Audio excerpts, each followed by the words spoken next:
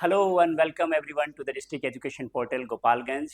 इस प्लेटफॉर्म पे जैसा कि हमने शुरुआत की है कि क्लास 12th के सिलेबस को, चाहे वो फिजिक्स, केमिस्ट्री, मैथ, बायो, कोई भी स्ट्रेस हो उसको हम दूर करेंगे, बर्नआउट करेंगे और स्टूडेंट को बिल्कुल चिल करेंगे, रिलैक्स करेंगे रेगुलर क्लासेस के जरिए। तो आज के इस कड़ी में डॉक्टर मनोज कुमार गिरी, मैं अपने सब्जेक्ट के साथ आपके सब के बीच मौजूद हूं और आज हम लोग शुरू करेंगे वो जहां पे कल हमने खत्म किया था। कल हमने एक इंट्रोडक्टरी क्लास के जरिए अपने पूरे बायो के सिलेबस को समझने की कोशिश की थी कि पूरा जो बायो का सिलेबस है वो 5 यूनिट में बटा हुआ है।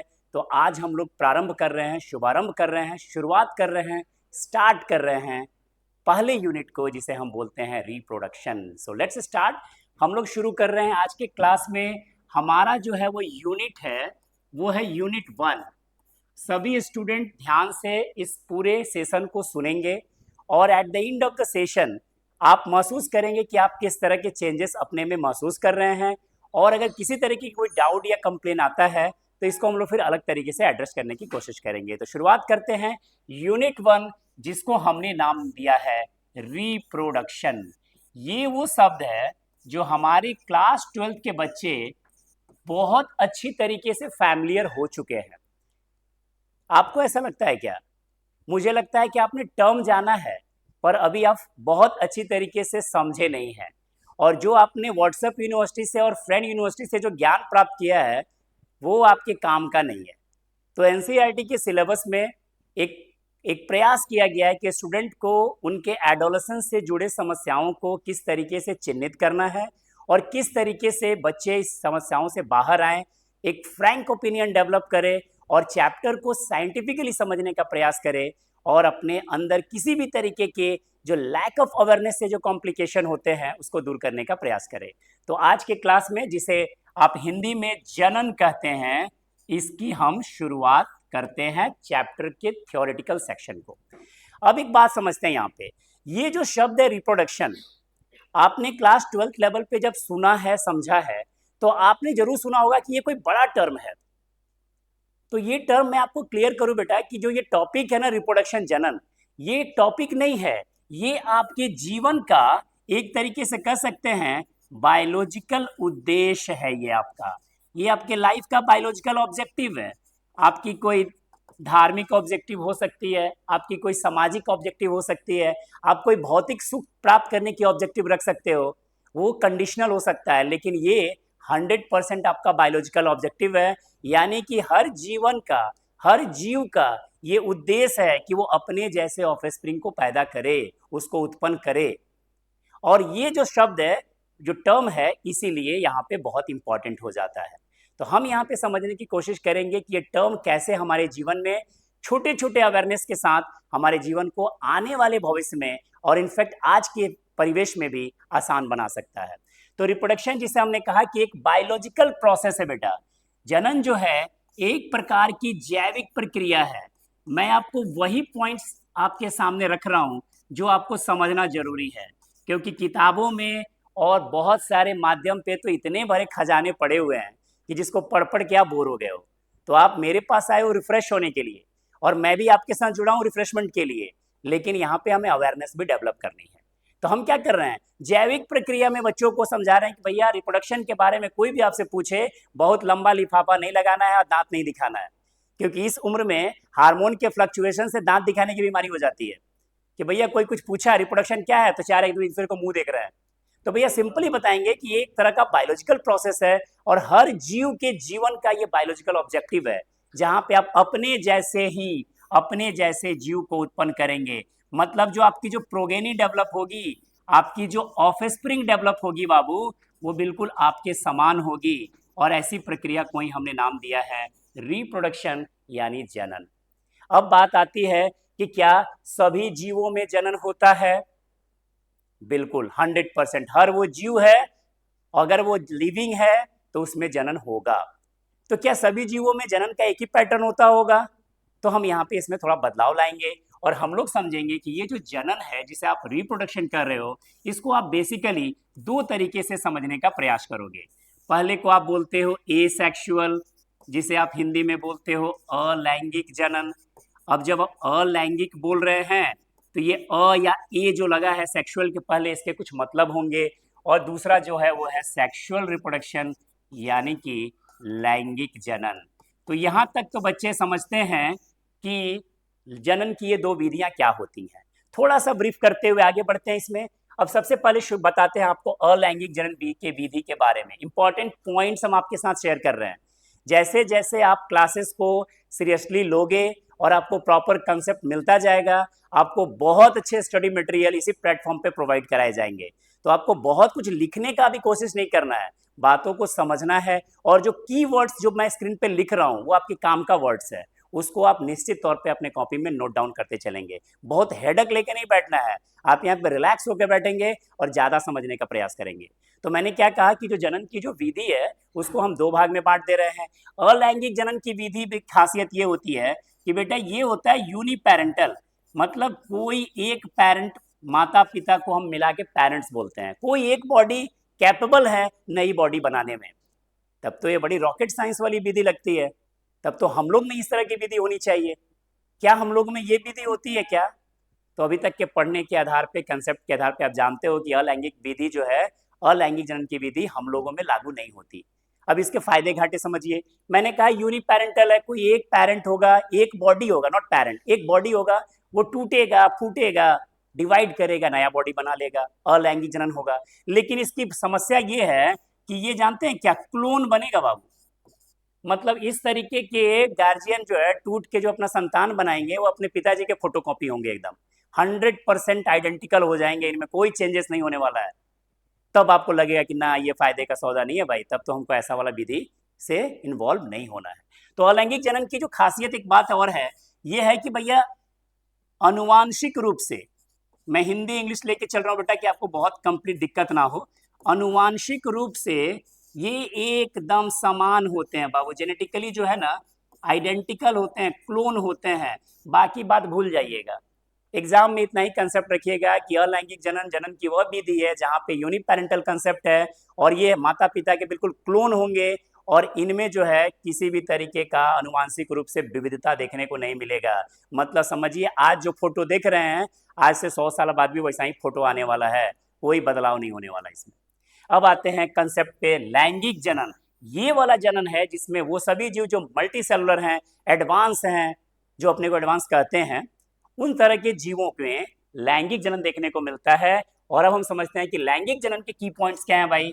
तो वहां पे आपने कहा था कि ये यूनिपेरेंटल होते हैं ना, एक पेरेंट्स होता है। यहाँ पे आप सिंपली कह दीजिएगा कि सर ये तो बाई पेरेंटल होता है। यहाँ मम्मी पापा का जरूरी है भैया, हर मम्मी पापा, हर कपल्स, हर जोड़ा मिलता है और उनके मिलने से, फ्यूजन से, गैमेट्स के फ्यूजन से एक नया बॉडी बनता है। तो ये बहुत ही एडवांस वर्जन है। यहाँ पे देखिए साथ रहने की बात हो रही है, ये तो ऐसा नहीं है तो अकेला वाला बात है। और आप सुने हो अकेला चना जो है वो भाड़ नहीं फोड़ता, one flower makes no garland, एगो फूल से माला नहीं बनता, एगो पेड़ से बगीचा नहीं बनता। तो ये अकेले क्या करेंगे, कुछ नहीं करेंगे, इसलिए इनको बहुत सीरियसली हम लोग को लेना भी नहीं है। हम लोग को ध्यान देना है बाई पेरेंटल नेचर के सेक्सुअल रिप्रोडक्शन के बारे में, जहां पे क्लोन नहीं बाबू मिलेगा, ये जो है जेनेटिकली जो है ना अनुवांशिक रूप से अलग अलग होंगे। और यही वजह है कि एक ही माता पिता के अलग, एक ही मतलब एक ही माता पिता के जो संतान है वो सब देखने में अलग अलग हैं। दो हाथ, दो आंख, नाक, कान सब है लेकिन अलग अलग हैं। और यही महानता, यही विविधता हमें बहुत विशेष बनाती है। और आजकल तो आप देख रहे हो ना, एक थंब, सबके अंगूठे हैं ना ऐसे, और सब लोग बायोमेट्रिक मशीन पे अपना अपना थंब मारे तो सबकी अलग अलग आइडेंटिटी आती है। ये सेक्सुअल रिप्रोडक्शन का बेनिफिट है भाई, कि यहाँ पे ऑर्गेनिज्म जो है बड़ा अपडेटेड वर्जन आ रहा है, आपको अलग से अपडेट नहीं मारना है। अगर आप यहाँ पे रहते ना तो रोज आपको 5 दिन पर अपडेट मारना पड़ता अपना। तो आपको बनाया गया, आप साइंटिफिकली सबसे अच्छा क्रिएशन है ईश्वर के, तो आपको पूरा फॉर्मेट मार के भेजा गया है कि भैया आप हमेशा पॉजिटिव रहिएगा, हमेशा एडवांस रहिएगा, आपके पैरेलल कोई बॉडी खड़ी नहीं हो सकती। तो सेक्सुअल रिप्रोडक्शन के बारे में बच्चों ने समझा कि जनन की वह विधि है जहां पे क्या हो रहा है भाई, बाई पेरेंटल, दो पेरेंट्स होंगे और ये मिलके क्या कर रहे हैं, जेनेटिकली अलग अलग संतान उत्पन्न कर रहे हैं। और यहाँ पे एक बात बहुत खास है, वो है बाबू फ्यूजन ऑफ गैमेट। दो गैमेट के जुड़ने से यहाँ पे जो निषेचन होगा, ये सेक्सुअल रिप्रोडक्शन की सबसे विशेषता, सबसे प्रधानता, सबसे बड़ी खासियत होगी। तो उम्मीद करते हैं ये अलैंगिक और लैंगिक जनन आपके दिमाग में बिल्कुल लॉक हो गया होगा। बहुत कुछ लिखने की जरूरत नहीं है, कोर पॉइंट्स कीवर्ड्स मैंने लिखा है, और जैसा मैंने प्रॉमिस किया कि आपको सभी कमेंट्स अलग से मिलेंगे आपको नोट्स के रूप में भी आने वाले समय में। अब आते हैं हम लोग कि सर लैंगिक जनन यानी सेक्सुअल रिप्रोडक्शन से रिप्रोड्यूस होने वाले सभी प्लांट्स हैं, सभी एनिमल्स हैं, बहुतायत एनिमल्स हैं। अब ये जो है सेक्सुअल रिप्रोडक्शन में हमारा जो सेक्शन था वो था जूलॉजी का। अब भैया रिप्रोडक्शन सेक्सुअली तो प्लांट भी करते हैं और एनिमल भी करते हैं, तो प्लांट वाला सेक्शन को हम लोगों ने यहाँ पे अपने एक अलग फैकल्टी को शिफ्ट कर दिया है। वो आपको बताएंगे कि पौधे भी जनन को लेके उतना ही ज्यादा उत्साहित हैं या उतना ही ज्यादा पॉजिटिव हैं। ये कैसे पता चलेगा भाई? तो पौधों का इंडिकेटर है फूल। पौधों में फूल निकला, गाना सुनते हो ना, भौरों ने खिलाया फूल, तो फूल को ले गया राजकुमार, वो फूल वाले परिवार के लिए है। उस फूल से हम लोग को कोई मतलब नहीं है। तो फूल जो है ना, जूलॉजी वाला सेक्शन में फूल नहीं आएगा। पौधा में फूल देखना, आज से कभी भी रोड पे चलना, कहीं भी पौधा में फूल लगे देखना, तो बोलना अच्छा ये भी जनन अवस्था से गुजर रहा है। तो हम लोग जूलॉजिकल सेक्शन के बारे में बात कर रहे हैं, और जूलॉजी में हम लोग बात कर रहे हैं मानव जनन के बारे में। अब यहां से हम शिफ्ट होंगे ह्यूमन रिप्रोडक्शन की ओर। ये जो मानव का जो जनन है इसका पैटर्न क्या है और ये किस तरीके से आगे बढ़ता है, बहुत सारे तनाव को लेके आता है। जिस दिन इस चैप्टर को अच्छी तरीके से आप समझोगे तो आपके लिए ये विक्ट्री वाला बात होगा बाबू, हाफ डन। क्योंकि आने वाले समय में और आज से जब आप एडोलेसेंस में जी रहे हैं, ये तमाम चुनौतियां आपको परेशान करेंगी, प्रभावित करेंगी। सिर्फ सही अवेयरनेस, सही जागरूकता ही आपको जीवन के सही पटल पे लाने में मदद करेगी, वरना आप जिंदगी भर कंफ्यूज रहेंगे। इसीलिए सिलेबस को दांत दिखाने के लिए नहीं पढ़ना है, नॉलेज के लिए पढ़ना है, कंसेप्ट के लिए पढ़ना है। तो मानव जनन की शुरुआत हम करते हैं जूलॉजिकल सेक्शन में, ह्यूमन रिप्रोडक्शन में। एक बात तो क्लियर हो गया भाई, मानव जनन में कैसा जनन? तो सारे बच्चे बोलेंगे सर सेक्सुअल रिप्रोडक्शन यानी कि लैंगिक जनन। इसमें तो कोई पॉइंट में प्रॉब्लम है ही नहीं, ये तो एकदम सिंपल बेसिक बच्चा वाला बात है कि मनुष्यों में लैंगिक जनन होता है। क्लियर है? दूसरा पॉइंट, हम सभी के सभी जो मानव है ना, इस नेचर के हैं बाबू, डायोसियस हैं। मैंने कहा ना पौधों में जनन होता है फूल के माध्यम से। अब फूल में क्या है ना कि नर और मादा एक ही में है, तो फूल क्या है, बाइसेक्सुअल है। लेकिन हमारे केसेस में, एनिमल के केसेस में ऐसा नहीं चलता है। यहाँ क्या चलता है, डायोसियस नेचर आ गया है। डायोसियस नेचर का मतलब ये हो गया कि आप जो है मेल अलग हैं और फीमेल अलग हैं, और इस जानकारी को जानने के लिए आपको कोई माइक्रोस्कोप में नहीं देखना है, खुले आंखों से समझ में आ जाता है कि ये मेल है या फीमेल है। बॉडी का पोस्चर हो गया, फेशियल हेयर हो गया, फीमेल है तो ब्रेस्ट का डेवलपमेंट हो गया, तो देख के ही पता चल जाता है कि कौन मेल है कौन फीमेल है। यानी कि यहाँ पे एक बात और आप समझेंगे कि ये जो मानव है इसमें सेक्सुअल डाइमॉर्फिज्म देखने को मिलता है। दो अलग अलग लैंगिक स्वरूप देखने को मिलेगा बाबू, मेल अलग होगा, फीमेल अलग होगा, जनन लैंगिक होगा। क्लियर है? तो हम लोग क्या है, डायसियस ऑर्गेनिज्म है। यानी क्या है, हिंदी में अगर समझे तो एक लिंगी जीव है भाई, एक लिंगी जीव है। अब आप कहिएगा कि पौधों में, तो पौधों में मैक्सिमम पौधे तो थे वो क्या थे, बाइसेक्सुअल थे। एक ऑब्जेक्टिव आपके लिए यहाँ पे बता दें, कुछ ऐसे भी पौधे होते हैं जो पौधे होके भी एक लिंगी होते हैं। याद रखिएगा पपीता का पौधा एक लिंगी होता है। अभी हम लोग उस पर बात नहीं करेंगे, अपने पे बात करेंगे। हम लोग क्या है, एक लिंगी हैं, डायशियस हैं, और हम लोग क्या दिखाते हैं, सेक्सुअल डाइमॉर्फिज्म दिखाते हैं। दो अलग अलग फॉर्म्स बॉडी का और दो अलग अलग तरीके का पैटर्न दिखाता है। अब आते हैं, यानी कि हम जो ह्यूमन हैं, हम जो मानव हैं, उसमें एक आते हैं ये मेल, ठीक है, यानी कि नर। तो नर की जो बायोलॉजी है और उससे रिलेटेड फिजियोलॉजी है वो अलग है, और फीमेल में जो बायोलॉजी है या उससे रिलेटेड फिजियोलॉजी है वो अलग है। इस चैप्टर के माध्यम से, इस यूनिट के माध्यम से आपको यही सीखना है कि जो अलग अलग फिजियोलॉजी किन कारणों से विकसित हो रही है, उसके क्या इम्पैक्ट हमारे बॉडी पे पड़ रहे हैं। ये जो टॉपिक है, ये जो चैप्टर है, it is entirely about your self, ये आपके बारे में है।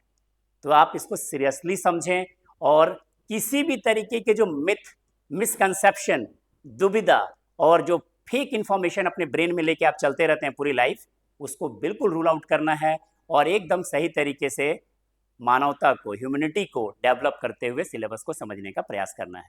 तो बात कर रहे हैं हम नर के बारे में। अब देखिएगा किताब में लिखा रहता है ये वाला, मेल रिप्रोडक्टिव, तो यहां तक तो बच्चों को समझ में आता है। अचानक से लिखता है सिस्टम, और यहीं से दिमाग में कंफ्यूजन आना शुरू होता है। सिस्टम, तो सबसे पहला सवाल है, मेल मतलब जान रहे हैं नर, रिप्रोडक्टिव मतलब जनन, सिस्टम मतलब क्या होता है? तो यहां पे आपको दिमाग रखिएगा, बहुत सारे बच्चे बोलेंगे कंप्यूटर को भी सिस्टम बोलते हैं, तो ये मेल रिप्रोडक्टिव सिस्टम काहे कह दिया भाई? रिप्रोडक्टिव खाली बोलता है, रिप्रोडक्शन बोलता है, सिस्टम क्यों बोल रहा है? तो सिस्टम इसलिए बोल रहा है बाबू, क्योंकि ये जो मेल रिप्रोडक्शन जो है वो किसी एक के भरोसे नहीं टिका हुआ है, बहुत सारे लोग मिलके काम कर रहे हैं, और जिस व्यवस्था में बहुत सारे लोग मिलके काम करते हैं ना, उस व्यवस्था को हम बोलते हैं सिस्टम। जैसे हमारे शरीर में भोजन को पचाना है, तो खाली पेट का काम है क्या? मुंह खोलना पड़ेगा, दांत से चबाना पड़ेगा, जीभ से स्वाद लेना पड़ेगा, मुंह से सलाइवा सेक्रेट होगा, फिर वो ओसोफेगस में जाएगा, फिर वो हमारे स्टोमक में जाएगा, फिर वो हमारे इंटेस्टाइन में जाएगा, फिर वो हमारे लार्ज इंटेस्टाइन में जाएगा, फिर वो हमारे बॉडी में जाएगा, ब्लड में जाएगा। इतने लोगों ने मिल के एंजाइम की सहायता से भोजन को पचाया है, अकेले पेट का काम नहीं है। आप तो बोल देते हैं पेट खराब है, वास्तव में आपका पेट नहीं खराब, आपका दिमाग खराब है। इतने सारे कॉम्प्लेक्स लोग मिलके आपको काम करा रहे हैं बॉडी का, और आप अकेला क्रेडिट किसको दे रहे हो? पेट को। और इस मामले में हमारे बॉडी के कुछ ऑर्गन बहुत भाग्यशाली हैं, क्योंकि इनको बहुत ज्यादा रिकॉग्निशन मिल गया। आप गाना वाना सुनते होगे, सिनेमा देखते होगे, सारा गाना दिल पे बन गया। हार्ट, दिल सुनते होगे ना, आजकल तो बहुत सारा ट्रेंड में भी आया है। मैं गा के आपको नहीं सुनाऊंगा, आप सुने होंगे, आप अपने अंदर समझ लेना। कहने का सेंस ये है कि ये जो क्रेडिट है किसी एक को स्पेसिफिक मिल जा रहा है बॉडी का, बॉडी में ऐसे नहीं है, बॉडी के सारे ऑर्गन सिस्टम में वर्क करते हैं। अकेले हार्ट का नहीं है काम करना, हार्ट को ब्लड वेसल्स चाहिए, ब्लड वेसल्स को बढ़िया ब्लड चाहिए, ब्लड को रास्ता चाहिए, सब कुछ सही समन्वय से चलेगा, तब बॉडी में कंट्रोल प्रॉपर होगा। तो मैंने क्या कहा कि जो ह्यूमन रिप्रोडक्टिव सिस्टम है, ये सिस्टम है, इसमें किसी एक ऑर्गन की प्रधानता नहीं है कि भैया आप रहेंगे तो होगा।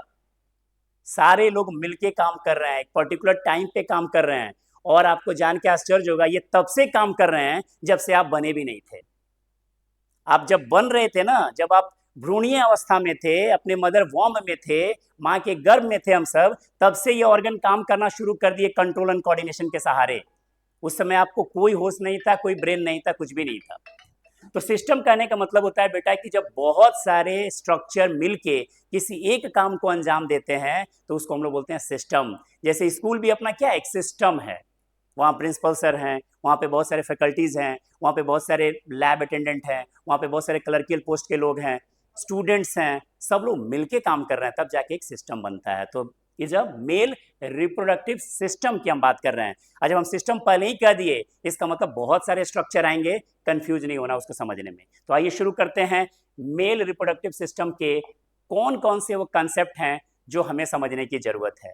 समय की, अभी जो मॉर्निंग सेशन चल रहा है स्कूल का, इस वजह से हमने बहुत सारी पाबंदियां हैं समय को लेके। ये वीडियो ऐसे ही आगे कंटिन्यू रहेगा। आप सबसे इतना ही रिक्वेस्ट है, समय से आप चैनल के साथ कनेक्ट होते रहिए, जुड़ते रहिए, और प्रॉपर इंफॉर्मेशन अलग अलग फैकल्टी से अलग अलग टाइम पे लेते रहिए, इस उम्मीद के साथ कि ये कंसेप्ट आपको समझ में आ रहा है। अगली वीडियोस के माध्यम से इसी को यहाँ से फिर से कंटिन्यू करेंगे, कुछ भी छूटेगा नहीं, एनसीईआरटी के सारे कंसेप्ट क्लियर होंगे, सारे क्वेश्चंस भी कराए जाएंगे। Thank you for watching. Okay.